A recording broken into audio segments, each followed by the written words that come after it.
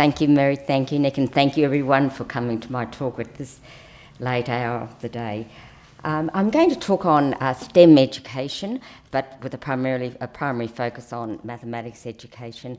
This is where I'm from, way down under in Brisbane, and you can just see some images of what Brisbane is like.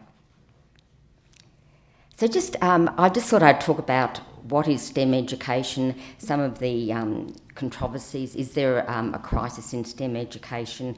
Looking at STEM literacy, what can we do to elevate mathematics education within STEM? And then just a few concluding points. I thought I'd start off and just mention that we look at Asia, I know in Australia and probably in the US as well, you think, well, the Asian countries are doing very well in the international comparison assessments and so on, we'll have to copy them. But in actual fact, from what my reading is that what Asia's high-performing systems have to offer the world is not their past, but the future they intend to create. It is their vision of a new education and the courage to make changes to long-held traditions.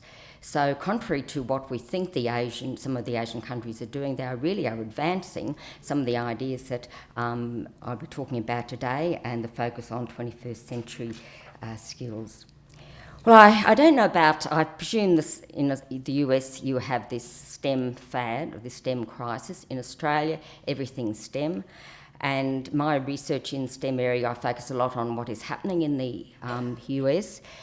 But the National Science Foundation, which you're probably obviously familiar with, but the notion of the acronym STEM was coined way back in the 1990s by the respective disciplinarians to try and create a stronger political force.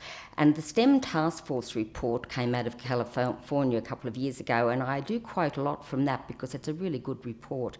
You're not familiar with it.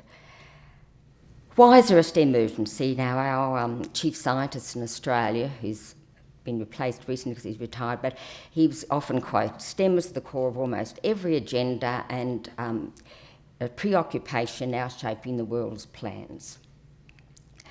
The jobs of the future are STEM jobs. The Committee on STEM Education here in the US. And we hear repeatedly commentators saying STEM competencies are increasingly needed not only within but outside the STEM occupations. So really in Australia, and I assume in the US, everything is STEM. There's a STEM crisis.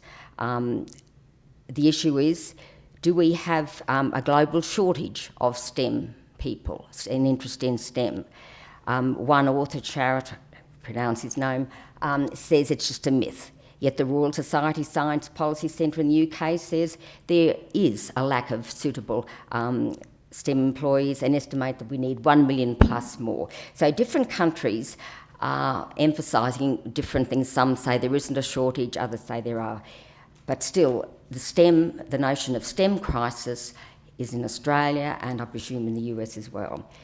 So where is the STEM crisis lying? Well, there are conflicting perspectives on STEM, and people talk about STEM, but all they refer to is, say, science. I'm finding that there's inequitable discipline focus, and I think there's a discipline wars when it comes to STEM. And I believe there aren't any science educators here, because I would hate to offend any science educators, but I think when they talk about STEM, at least in Australia, they refer to science. Forget about mathematics and forget about engineering, but I'll come back to that. But where is the crisis? Well, one argument is in the STEM literacy. Students are not receiving a solid foundation in the STEM. Another problem is the STEM perspectives. We don't have a globally accepted definition of STEM. Now, I have been reading a lot on the California Department of Education, mainly because when I was doing my research, they seem to be quite progressive in some of their reports. So they look at STEM and they offer a range of perspectives, identify individual subjects, a standalone course, a sequence of courses, STEM-related course, an interconnected or integrated program of study. Then you get your generic perspectives. STEM involves your 21st century skills, which we hear advocated all the time. Critical thinking, problem-solving, inquiry processes, design processes and teamwork. Now, I'm a great believer in these. They've been around for a number of years, obviously, but they lend themselves to a range of fields, but in mathematics, They lend themselves very well, particularly to modelling, which is what I'm going to focus on. And coming back to the STEM Task Force report, they strongly encourage integration of the STEM disciplines. They argue the whole is more than the sum of the parts, and they say that STEM education is more than just a convenient integration. And they claim that the disciplines cannot and should not be taught in isolation, just as they do not exist in isolation in the real world. So we've not only got different interpretations of what STEM means from the different disciplines, but you've also got the notion of integration, which I'll come back to. I like Mike Shaughnessy's definition. He did a brief article when he was president of NCTM in, I think it was mathematics teaching in the middle school, and he made very pertinent points, saying that STEM education refers to solving problems that draw on concepts and procedures from mathematics and science while incorporating the teamwork and design methodology of engineering and using appropriate technology. So I'll come back to Mike's definitions. Now, I feel that there is an inequitable discipline focus, particularly in Australia, I think. I think STEM refers to science, and I'm glad there are any science educators here. I know science is very important, and okay, we can say science covers mathematics as well and covers everything else. But I know with my interest in mathematics education, which I came, in engineering education, which I came through via modelling and linking mathematics and science, but engineering gets neglected and the science educators feel they cover a lot. I think mathematics gets neglected to some extent, particularly when they're referring to STEM as a whole. We've got to be careful that maths doesn't lose its focus in engineering. There's a STEM and Education conference held every couple of years. The last one in Vancouver, the next one is in Beijing in China this year, and I couldn't get the proportion of papers, but you can see the conference was on STEM, but 45% of the papers were on science, 12% technology, only 9% engineering, 16% mathematics. So STEM conferences from my experience, tend to be dominated by science. But with this focus on computational thinking and coding, science and mathematics are becoming computational endeavours. So the computational coding people like to look at mathematics as well. Okay, so where is the status of maths education within STEM? Well, we talk about STEM education in schools aims for broad-based literacy, science for all. That's one quote that we hear. Where's the mathematics for all? And there's a very good report put out by some Australian authors, Marginson, who's now in the UK, looking at cross-country comparisons of STEM education. And he argued the stage of mathematics for all should be shifted further up the educational scale. Coming back to Mike Shaughnessy, he says, and I think his words are very important, beware of programs that are merely a STEM veneer, that is, where approaches do not genuinely integrate the disciplines and thus may be devoid of important learning in mathematics. STEM education must involve significant mathematics for students, otherwise the M in STEM is silence. And likewise, I would say the E in STEM is just there to make the acronym sound nice because it gets ignored as well. But the engineering fits in beautifully with mathematics and science. So looking at STEM literacy, the California STEM Task Force report, they looked at STEM literacy and they looked at maths, at the science, technology, engineering and mathematics, and they looked at what to be STEM literate, what you have to accomplish in each of the respective disciplines. So when it comes to mathematics, they claim that mathematically literate students not only know how to analyse, reason and communicate ideas in mathematics, they can also mathematically pose, model, formulate, solve and interpret questions and solutions in the other disciplines.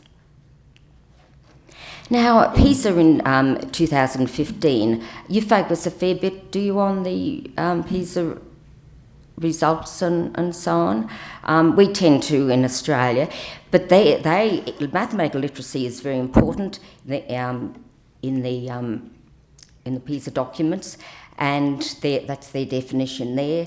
and they focus on reasoning mathematically, using mathematical concepts, procedures, facts and tools to describe, explain and predict phenomena. I noticed in their recent report they've got 4 content categories that they'll be testing students on: change in relationships, space and shape, quantity and uncertainty in data. What I'm going to have a look at in the remainder of my activity slides today is the uncertainty in data and statistics, which is what I've been researching for a number of years, but mainly in the elementary and middle school. I'm not by no means an expert at quite sophisticated mathematics. I'm not, but I like to introduce statistics right down into the grade 1 classes because young children can handle statistics at an elementary level very effectively. Uncertainty in data. Now, the Royal Society of Science in the UK looks at the core role of mathematics is analysing and reasoning with data to make informed decisions and engage in constructive debate about local and global issues. And I think that's so important in statistics in this day and age, when we're fed with statistics all the time, that we become critical consumers. So if we're going to elevate mathematics within STEM, which I always try to do, I don't like mathematics being neglected, obviously, when we talk about STEM, is that I try and I'm looking at elevating mathematics through modelling with data. And what I'll be looking at in some examples from engineering-based problems, a couple of examples there, and then developing statistical literacy.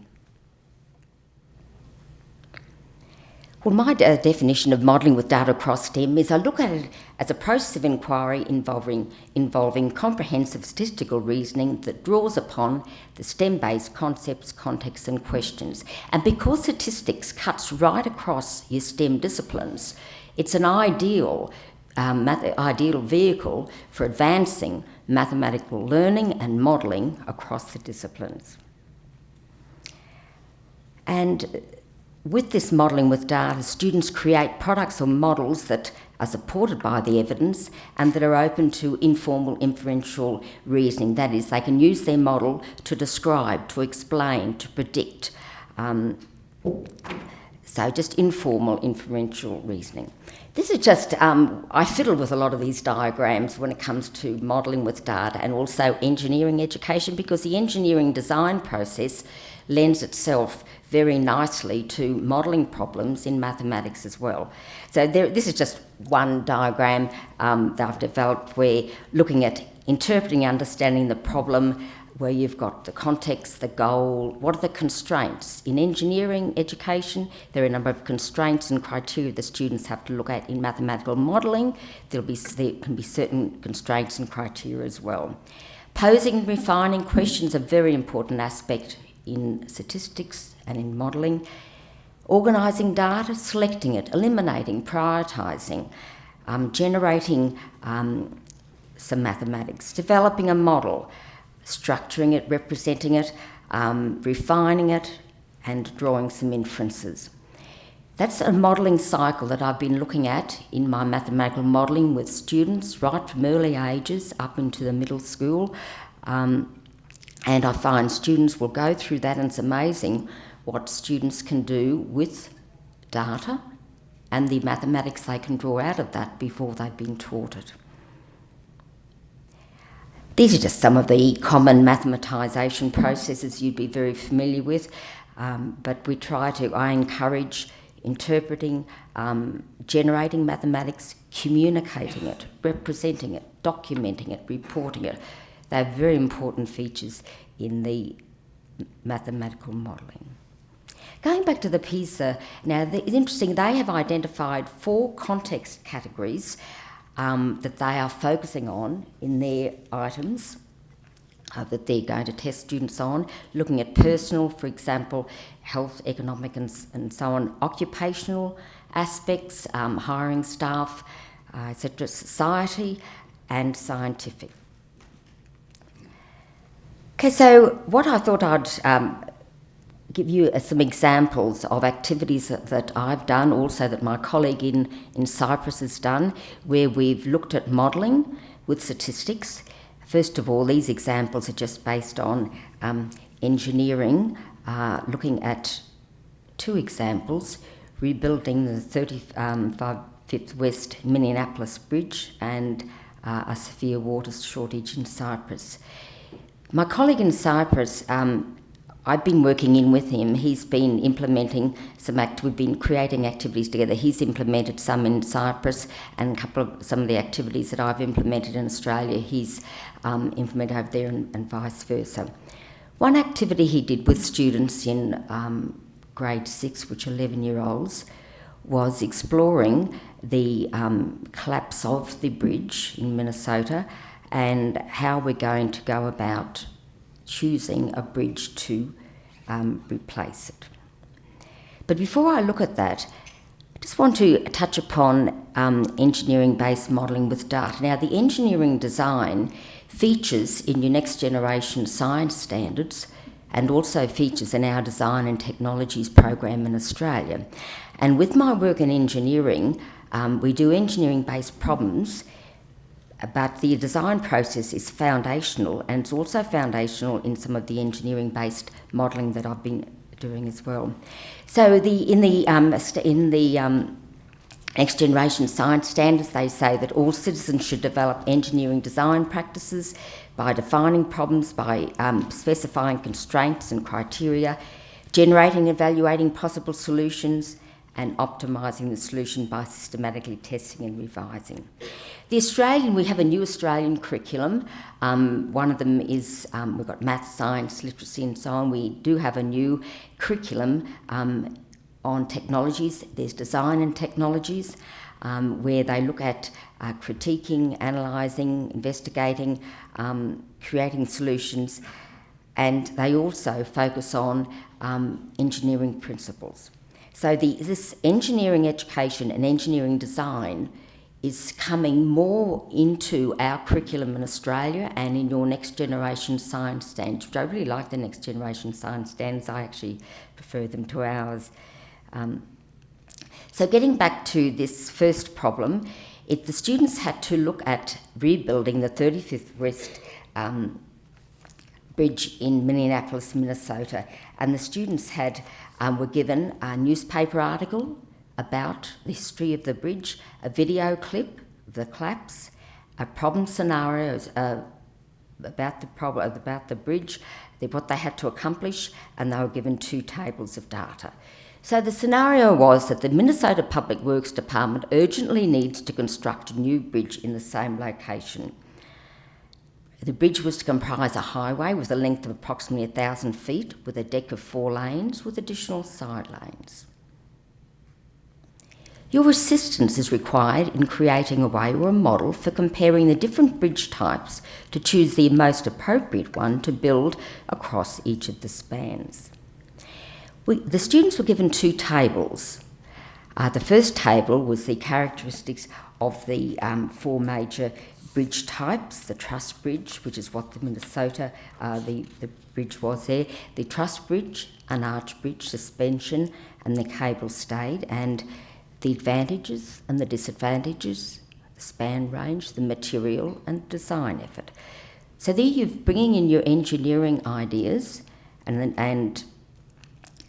the next one, so they've got those aspects, and here's just some examples here. The first one is a truss bridge over there in France. The one to the right there is a suspension bridge in Charleston. The one over there is in China, and of course you know that one, Brooklyn, New York. The students were given a second table, which they also had to use to generate a model for reconstructing the bridge. They were given, and these were examples from the US, the Hennepin Avenue. Do you know where that is? Yes, in Minneapolis, apparently. The Golden Gate, of course, 10th Avenue. So they were given examples of 2 suspension bridges, 2 arch, 2 cable stayed, and 2 truss. They were given the total length and the car lanes. You'll notice some variation. The arch one, for example, had a bike and pedestrian only. How difficult were they to construct? Easy, whatever. What was the cost? So the students had to use that information as well as the first one, which looked at the advantages and disadvantages of the different bridge types, and to develop their own model. And they also come up with how many lanes they might have in their model. So they're just some examples that they explored. And the students also did their own research on bridges as well as part of this activity. So what the model they had to develop included calculating the costs for each of the bridge types. So there was the cost calculation, and their model and had to enable them to select the best possible bridge type for the reconstruction.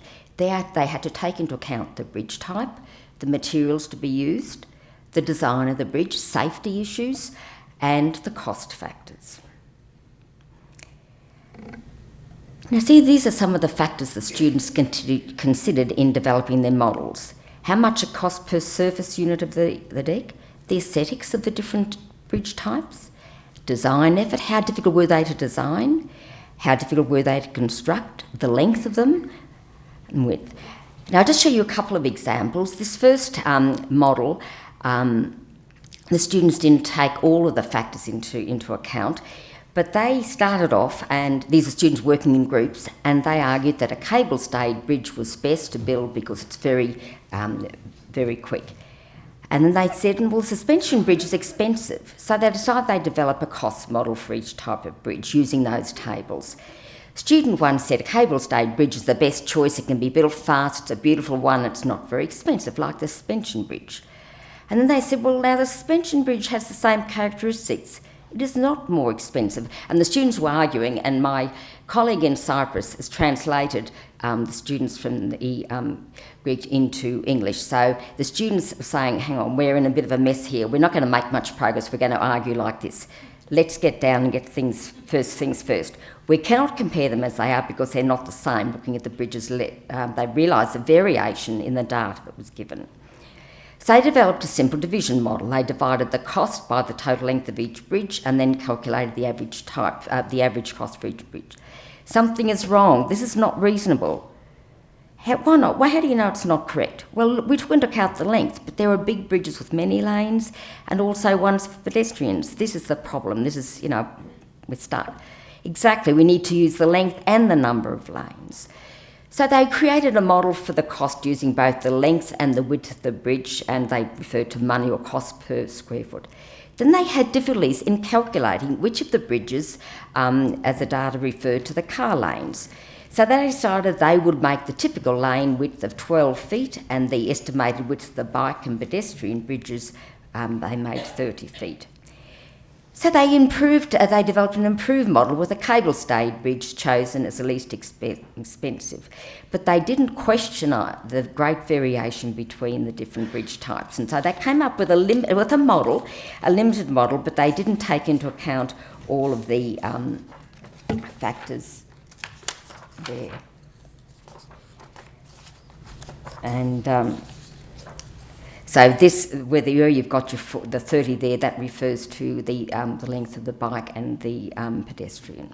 So that was what they came up with there. Now then, another group looked at taking into account mathematical, engineering and societal factors. Now they started off and they weren't going to consider a truss-type bridge because the bridge that collapsed was a truss one. And we should not choose this one because if we selected the truss bridge, that would make people feel insecure and bring back all those bad memories. So they decided that they then progressed to determining a cost model and ranking each of the bridge types. So they realised there was variation in the cost for the bridges of the same type. We need to take into account more factors. Our calculations are correct, but there is nothing wrong. The cost is very different. There are other things that are important that we have to consider. For example, bridges that are close to the sea, they reckon was more difficult. Yes, like the Golden Gate Bridge is difficult. It's so expensive and not that long. Then they realised the cost is not proportionally related to the surface of the bridge, the deck, but also the level of difficulty, just like the Golden Gate. So they looked back at Table 1, which showed the advantages and disadvantages of the bridge types, and they couldn't really determine a recommended bridge type from the first table, so they decided they would consider further factors, and they looked at extra lanes for bridges, bikes and pedestrians, how difficult it was. And so they came up with a more advanced model where they actually listed the length, the lanes, the bikes, extra lanes, the total deck surface, the cost, constructability, and cost per square feet. So this is a more advanced one. And they came up with the ranking of cable-stayed, arch, truss, and suspension bridge. But then they had concerns about the stability of the cable-stayed bridges for long bridge spans. So you've got your engineering features coming in there. So they finally decided they would choose the arch type. That was the model they came up with. Okay, so I'll just quickly go through. So that was an example at looking at bridge building, but based on mathematics dealing with data, but bringing in engineering, design factors, materials, society factors, emotional factors as well. This is another one. There's a severe water shortage in Cyprus, and the students were given a modelling problem where they had to help the Cyprus Water Board decide which country to import water from. Because they have such water shortage in Cyprus, they've got to import water from the neighbouring countries. And they were given this information, but they also found further information themselves on the internet, whatever. So they were given the countries, Egypt, Greece, Lebanon, Syria, the water supply per week, the water price, the tanker capacity, oil cost, and port facilities. That was another issue. How effective were the port facilities? Some students chose to ignore the port facilities. Other groups took that into account. And so this is the first model where they used the Google Earth to determine distances. They excluded some data, and they came up with a pretty simple model where they exclude, I think, the cost of water was some of the things that they ignored the port facilities and the water supply per week. But a more advanced model, they took into account the port facilities, the water supply, the tanker capacity, the oil cost, and energy consumption. And their question, when they were working their model, they said, well, what would be the cost of improving the port's facilities? If we take that into account, how will that change the water price per tonne? And they said, which factor is more important, water price or oil consumption? So here we've got environmental science issues coming into play. They were concerned about water consumption. And they decided that we'd better for a country to spend a little more money and reduce the oil consumption. So they didn't necessarily go for the cheapest one, because they were concerned about environmental issues like the pollution of the Mediterranean Sea, and they proposed Syria as the best place to buy. Okay, so now moving to a different example, looking at statistical literacy, where students were exploring the Olympic Games, and then they were doing modelling based on Olympic data. So this is just another example of how I've brought in statistics, but from a different angle. So you can see that we're focusing on variation, making predictions, exploring and forming decisions involving uncertainty. With this, this particular activity I implemented with 6th grade students, and they'd worked through a data modelling statistics program from grade 4, 5 and 6. And by the time they reached year 6, they were pretty good at investigations, at posing questions, at being critical consumers of statistics, at undertaking investigations, and we could see their learning develop across the 3 years, which was rewarding to us. So they were used to posing and refining questions, which are not easy. Now in our dissertations, when we do our dissertations, posing and refining your questions can be one of the hardest things, because you've got to make sure your questions, you can get data to answer your questions. And this was something the students came to realise. They were analysing and representing their data, making a decision, acknowledging uncertainty. When we're dealing with statistics, there's a certain amount of uncertainty. But unfortunately, we tend to, particularly with the media blast us with statistics all the time, we just accept it without realising there's a certain amount of uncertainty there. So our first part of this series of lessons was looking at the broad question, are athletes getting better over time? And we were leading towards the Rio 2016 Olympics. And we looked at some videos and studied the performance of Usain Bolt. So we actually gave the students this question, are athletes getting better over time? We said, is that a very good question? What's wrong with it? And they realised I'm pretty good after, 3 years. Students said, well, what do you mean by athletes? What are you referring to?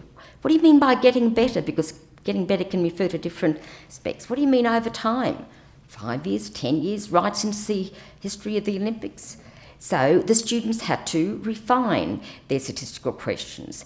Then they had to consider what's the appropriate data. Okay, they refined their question and they had to decide what data are we going to gather, where are we going to locate it, will the data answer our question, because oftentimes it won't. How confident are we going to be in drawing conclusions? Will we have to refine our questions further? And we actually gave the students data sets of the Olympic gold medal results. Ideally, we would like students to find the data themselves, but within the framework, because I always work in with teachers and make sure that these activities fit in with their curriculum, because we don't want these activities to be seen as add-on and they think, oh God, here comes Lynn again, we've got to make time for her activities. That's the last thing I want. And so I want them, so we fit in with their curriculum and their themes. And in Australia, we're pretty sports mad, particularly when it comes to Olympics. We weren't too happy being beaten by the US, but anyway, that's always the way. So we gave the students 12 sets of data with freestyle, sprint, running, high and long jump events, and that's just one example. And we had, as you can see, starting right back from 1896, the results, the name, the countries. So they had that and they explored that data. Actually, some of them did want to, they had their laptops and they wanted to explore further, and they said, well, so we encouraged them to do that at home, but it was great to see them wanting to do further exploration. But of course, time constraints is always a problem. We also gave them, because we were working with Tinkerplots as well, which graphing software, we gave them some results in a Tinkerplot, in a graph as well. We asked the students to, before this modelling problem, we asked the students to represent the data, to explore the data, come up with a conclusion, just sketch it initially, because while Tinkerplots is a good program, I think that it's limiting if it's introduced too early. Now, my Tasmanian colleague down the bottom part of Australia, she and I, we get on really well most of the time, except that she loves Tinkerplots and she always does the... and I like Tinkerplots too, but I like students to be able to create their own representations. I find that Tinkerplots can be a bit limiting. So, it's amazing what representations students will come up with. I've had grade 1 kids and grade 2 kids wanting to draw pie graphs, circle graphs, which they do quite well. They've never been taught, and circle graphs are not exactly easy, to break up into sectors, but little kids want to do it, and they can do it amazingly. So we asked them to, what does your representation tell you? How does it help you answer your question? How could you improve your representation? And this is some example of a hand-drawn plot. We said to them, just, use your scale, but don't, sometimes if you give them, say we want a hand-drawn representation, they'll take ages, drawing it neatly and anything. We said, look, just sketch it, please, otherwise we'll be there all day. One used the Tinkerplots and did a hat plot. And what did they, some examples that they reported on. Our representation shows us that 100-metre sprinters are generally becoming faster since 1972. It is a gentle decline from 10.14 seconds to 9.63 seconds of the London 2012 Olympic Games. However, during the 1980 Moscow Olympic Games, someone with a time of 24 seconds, which is a distinct outlier. So outlier was something that we had taught the students. And said our representation helped us with our answer, as it shows a clear trend of quicker times. We could improve our representation if we made the y-axis, the times, more specific to show the exact times. And we wanted the students to look at their analysis and draw a conclusion, acknowledging uncertainty. And we were encouraging them to look at the uncertainty of the conclusion. How certain can you be? What evidence do you have to support your conclusion? That's pretty important, because as a journal editor, and the same with me writing papers, even I'm guilty of it. When we have a discussion and conclusions at the end, you will say things and reviewers will come back and say, hang on, how can you draw that conclusion? Where's your evidence? I can't see the evidence in the data that you report in your study, and think, I've made claims that I shouldn't have. So the students realise that they have to have evidence to draw their conclusions. And how certain are you of that? And one example, we've come to the conclusion that 100-metre sprinters have become quicker from 1972 to 2012. Our graph has clearly shown the trend of quicker times for the gold medalists. Another one says our graphs show a gentle decline. We're not extremely certain of our conclusion. This is because our time frame does not include all of the Olympic Games, which officially started in 1896, so we can't really say that athletes are improving over time.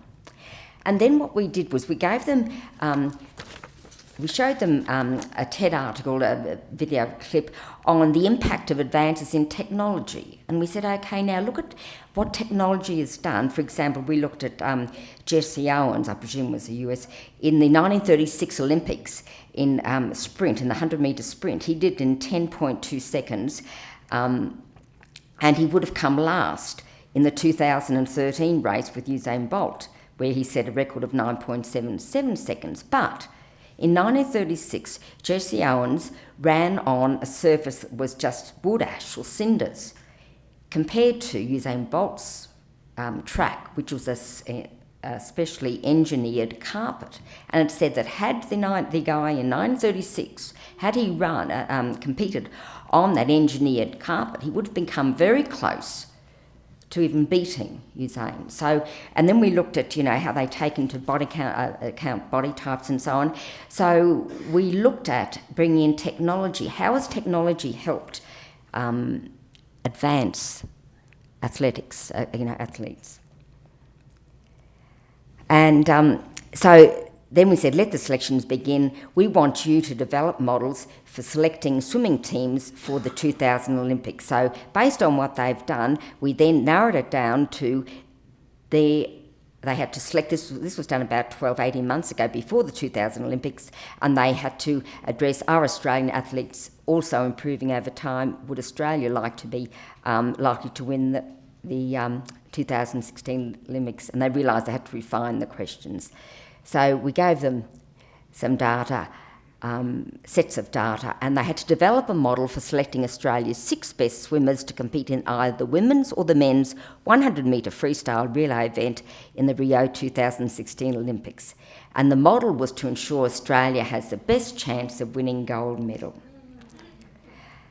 And they had to report on what data did you use, how did you analyse your data, what swimmers did you select and why. And as you can appreciate, they all came up with different models of the team that they selected. And unfortunately, we didn't do again. Australia didn't do as well in the swimming as you would have liked to. We were beaten by you guys again.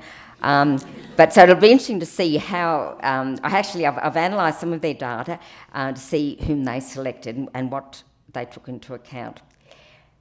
When they reported on their models that they developed using the data, we want them to, how certain were you that the team you selected was the best team? And the model you've come up with, taking into account the data and the model you developed, could you apply that to other team selections? Now, some students realised that they could to some teams, but in some of these sporting events, they couldn't. Okay. I'll just show you a couple of snippets of, and I won't show you it all because it gets a bit boring, but this is a reporting on what they did. That's not going to work by the looks of it. Yeah. I'm really confident because we sort of, how in problem solving, how do you eliminate the possibilities?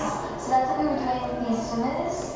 And we really made sure that they had the fastest time in events and they had the really good personal bests, and we compared personal bests, and we also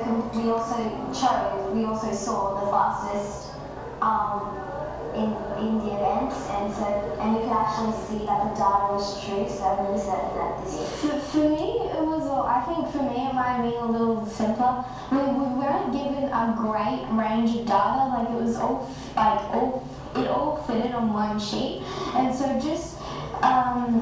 just looking at the fastest times and their personal best, you can easily see who's the fastest. So I'm confident in my answer because unless there's been like one of the girls has had a lot of training over that time and they just excelled, like I doubt that will happen. So I'm pretty confident in my answer. Also raising, provoking another thing up. But you know how we listen to the TAD article? TED. Yeah. I also want to think that your body build also had something to do with the thing, and so once we got onto that, we could sort of Okay, I'll go to. Let me just. Oh, hang on. Wait a second. Let me get. I don't know if it's the same one about how certain. I'm really confident because we sort of, you know how problem solving, how you eliminate. Oh, she just said that, hasn't she? So that's what we played with these swimmers, and we really made sure that like they had the fastest time in events and they had the really good personal best, and we compared the personal bests, and we also saw the fastest. Yeah. Okay, I'll leave that one there. There was actually two, but not to worry. What we then did, once they had developed their model, they got up, they reported their models to the class, and we want them to critically provide constructive critical feedback. And one group was saying that they looked at the athletes' personal best times and how many times they'd been to a swimming race. So they looked at personal best and how many times there were different races that they had competed in. So the students, one student said, well, when you're talking about experience, what do you mean by that? Which is more important to you, the personal best, the speed, or the experience? So that were the sorts of questions we were trying to encourage the kids across the 3 years to ask critical questions about the models that they had developed. And then another one was reported and said, look, we're 75% confident that our team will win the 2016 Rio Olympics. And they come back and say, well, how do you know that? Because how can you be really, you don't really know you don't really have the teams and the times. How can you be any % sure? Another one, do you think your team selection would be, now this one group only took into account personal best times. I said, ignored all the other, let's just look at the personal best. And they said, well, shouldn't you take in more factors than just personal best? And they said, yes, the events like the competition events, so like the Olympics games. So the data had information on, how they performed in the Olympic Games, the Australian Swimming Championships, and they and the Commonwealth Games. They realised that comparing the Australian Championships with, say, the Olympics, you couldn't really, there were different levels of sophistication in the teams. So, okay, how does the type, where the race is held, how does that affect the racer? Swimmers, like athletes, can improve over time. So maybe we will look at the events because we think these swimmers could improve. And so another group comes back and says, well, so you could have considered the time they did the other races, the previous competitions, and made a better team. So that was just some examples of the responses that we're trying to get the students to be critical and constructive consumers of statistics when they develop their models, all the time bringing out the mathematics, looking at how they used it, looking at the different factors they need to take into consideration. And I suppose the beauty of modelling for me and with mathematics is that it enables all students to be involved. And just reading an article, I've actually made contact with a guy, George, what's his surname? I can never pronounce it. Gedanidis. Anyway, he's just published a recent article in Natalie Sinclair's Journal of Technology and Mathematics Education, I think it's called. And he was referring to computational thinking and young children. He gave a nice little, very simple framework where he looked at problems or activities that have low floor, high ceiling, wide walls, and conceptual surprise. Now, I love that little framework because I think with modelling, the beauty of modelling is that all students can enter modelling problems. So you've got students from, over the years, I find students that they say, teachers say, oh, I don't know how that child's going to go, he's not terribly good at maths, and the teacher stands back and thinks, my goodness, with that modelling problem, that student has done really well because they're real world, they have multiple entry points, so students can come in at different levels, they can run with the data, it caters for, it's got a high ceiling, so the students can develop, become more sophisticated in their models, but, and different levels of sophistication doesn't necessarily apply to their better students, but different models, taking into account other factors. Wide walls, so the models that they create can be applied elsewhere, and conceptual surprise from our perspective, seeing what the students can generate, the mathematics they can generate, and from their own conceptual surprise. We've developed this model, we've found out that this is our team or whatever it might be.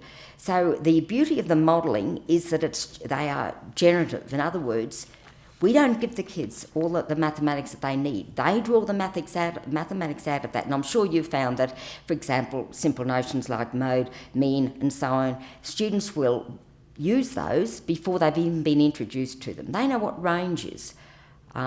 They understand those because of their everyday life. And we find and for example, I've even had students that have never been introduced to negative numbers. They will, looking at data, they'll weight data and they will assign 5 points, for example, if they've got a particular factor, 3 points if they haven't, and they decide they will add points or subtract points, they end up with negative numbers or whatever.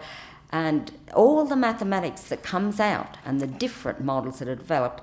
So that's why I've been converted to different forms of mathematical modelling over many decades, as you can tell by my age. Okay, so just a few concluding points then. I think we need to look at the STEM acronym, stop these science people from taking it over. I hope there's no science, but I do draw upon science, of course, science and mathematics in my engineering, but I just would like the STEM acronym just not to refer to science. Can we develop more unified perspectives on STEM? We might not be. And I think, as I said, raise the profile of mathematics and engineering.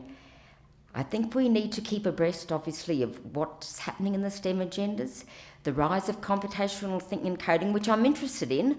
No doubt you're familiar with all the computational coding, but it's now, like once upon a time, it was just confined to computer courses. Now it's expanding and they're bringing in the mathematics, so there's a lot of overlap in the computational thinking, and it applies nicely to mathematics as well because statistics is an important component. There are shifts in industry and employer needs. In Australia, employers are saying, we want STEM skills. STEM skills go beyond just the disciplines. We want communication, we want 21st century skills and so on. So there's shifts in what employers want. What's happening globally. PISA, the fundamental mathematical capabilities, modelling is very important in the PISA categories. They are changing some of the contexts that they're looking at. Interdisciplinary and integrative perspectives, there are both positives and negatives in that. We can't let the maths get lost. And integrating, I'm all for integrate. Not everything. I mean, when I work with teachers, say you've got to teach the disciplines, you've got to teach your core content, but you can bring that together in projects, activities, which integrate those disciplines, as long as we make sure that maths just doesn't, get left on the wayside. And of course, obviously, professional development. And I've been learning a lot about immersion, the program that some of you are doing here, and the interactions you're working with teachers here is really great. And I'll just leave that and other recommendations because I'm keen to learn from you what you think about STEM, whether you have got STEM mania here in the US like we have in Australia. Okay, so I'll leave the floor open to any questions.